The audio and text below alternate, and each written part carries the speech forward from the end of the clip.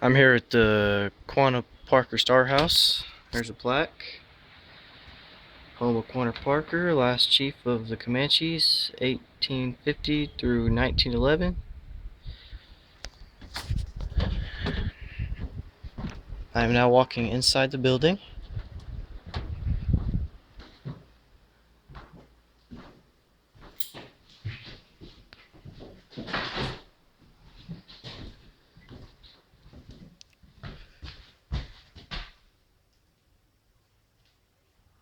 Question?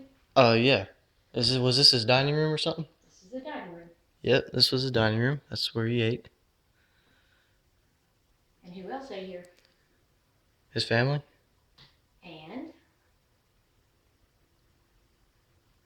a lot of famous people. Yeah, a lot of famous people have eaten here. Chief Geronimo ate here, and different dignitaries. The British ambassador, President Roosevelt was here, and several different generals and soldiers related with the Army. But you see many pictures of this in books, and this is the dining room where all of those pictures were taken. The kitchen's on ahead. I am now walking to the kitchen.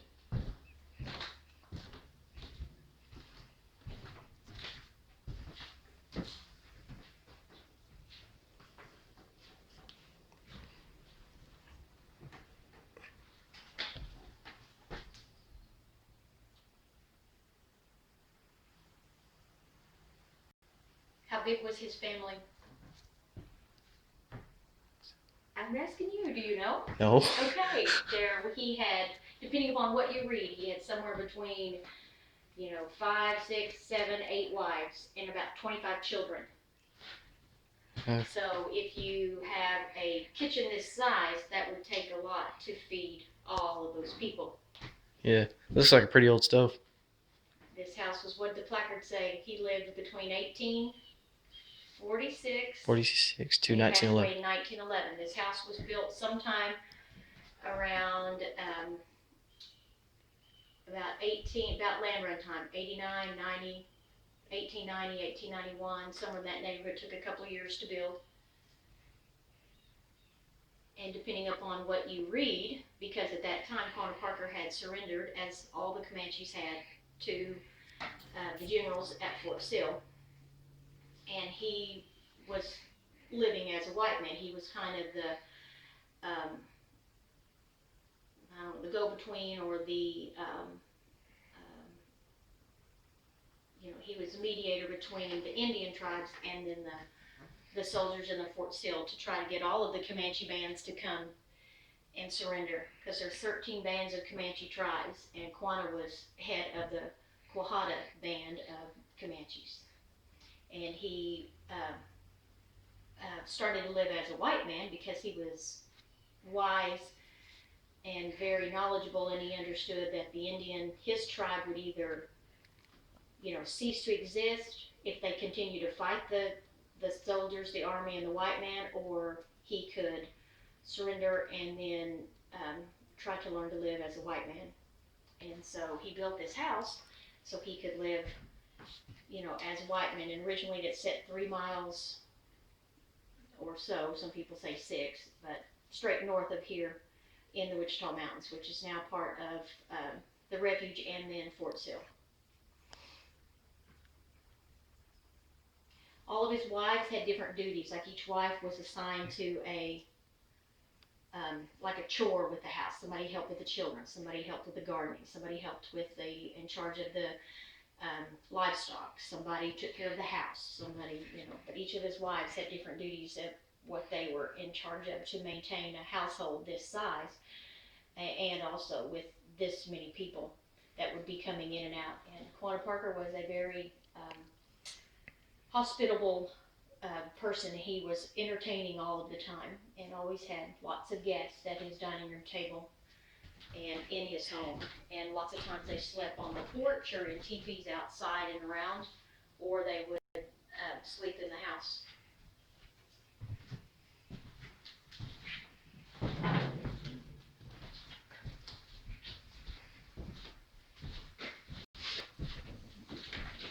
Was he also like an outlaw before he moved here?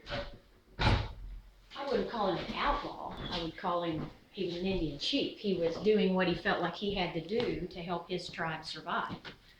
And when the white man moved in, you know, he did what he could to, you know, continue life as he knew it on the plains between Oklahoma and Texas.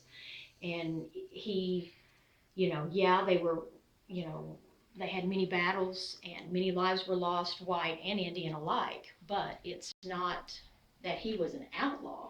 He was trying to maintain life as he knew it. Was this one of his paintings? No, he did not paint. That's just an Indian painting. I don't know if he painted or not, but we do not have anything that he painted. Oh.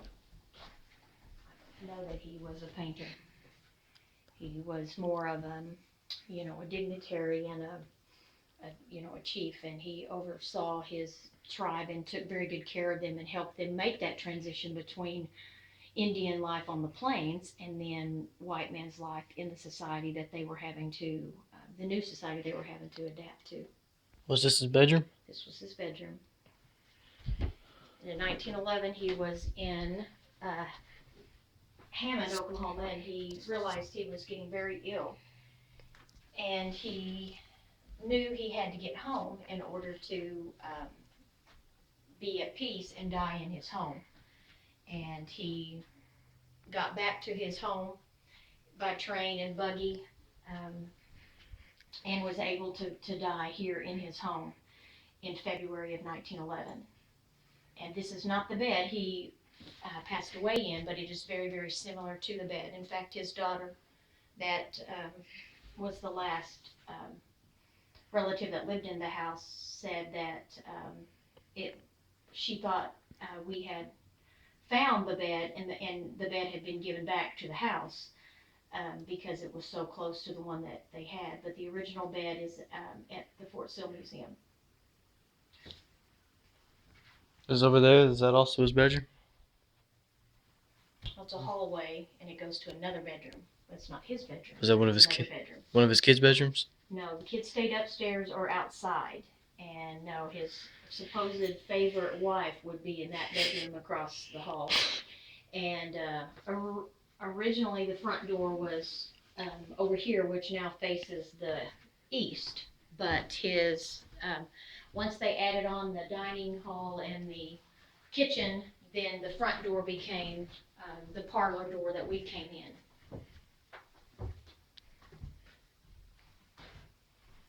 So that's the front door? That was the original front door, but that's not the front door now. The front door is the door we came in. Yeah. That was the original front door. Whose bedroom was this? One of his wives at different times, but the children have 4 bedrooms upstairs, which we don't go upstairs, but they have 4 bedrooms upstairs that were just like bunk rooms, kind of, where the children could stay. And I don't really know the age range of his children, but to have 25, they could be, I'm sure, all ages with multiple wives. One of his wives was paralyzed, and that's a wheelchair that she used. And of course, in today's time, our wheelchairs are reversed. The big wheels are in the back, small wheels are in the front. Also, because of all of our federal laws for equal treatment of all people, this house probably did not meet any kind of handicap standards. So I can't imagine living life handicapped back then and having to have a wheelchair, because there's no ramps, there's no, wheelchair accessible doorways and things like that, and this was a 2-story house, so she was probably greatly limited for what she could do.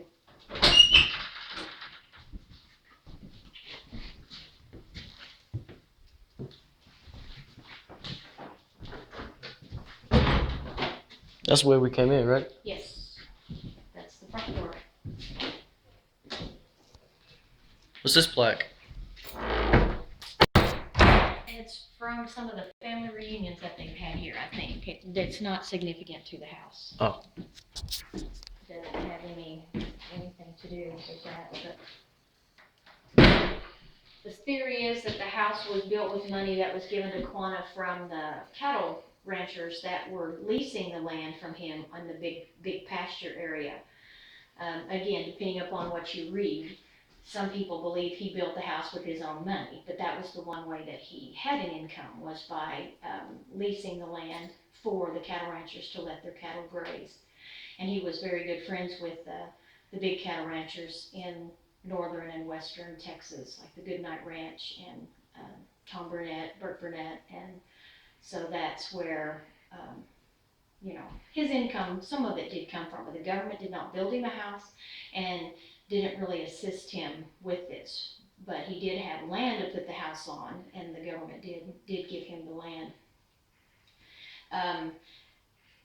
The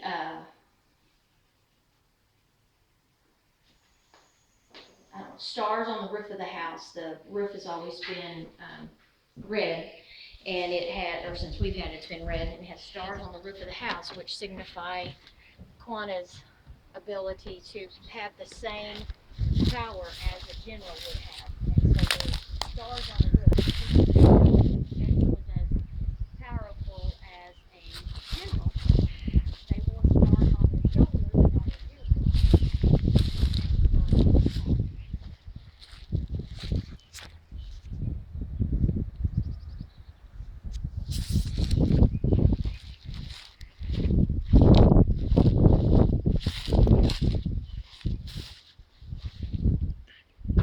Questions? When was he born? Approximately, since there's no birth records to show this, somewhere right between 1846 and 1850. And the theory behind that is that he was born somewhere along the banks of the Wichita Mountains on a river.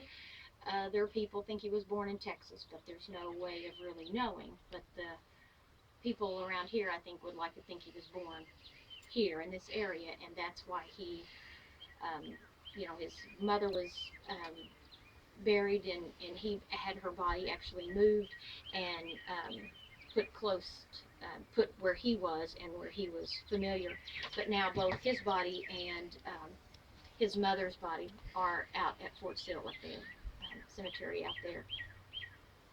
But originally he had her body moved to where he, where she was close to home.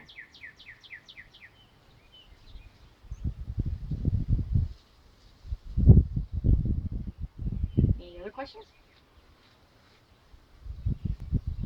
What was the cause of his death? Pneumonia, it's best that I could say. He was sick in the winter, and if he died in 1911, and he was born approximately, 1850, then he was about 61 to 65 years old, depending upon what, record that you would have, which was probably pretty old for somebody back in that day and age to live that length of time. This is a question. Did this used to be like an old town or something? No, it became an old town by my uncle, Herbert Wessner, moving all of these buildings down here to this area to preserve them. And he built the old town by putting the different buildings that are down here in this area. But the Quanah Parker House was the first one here, and it's been here since 1956.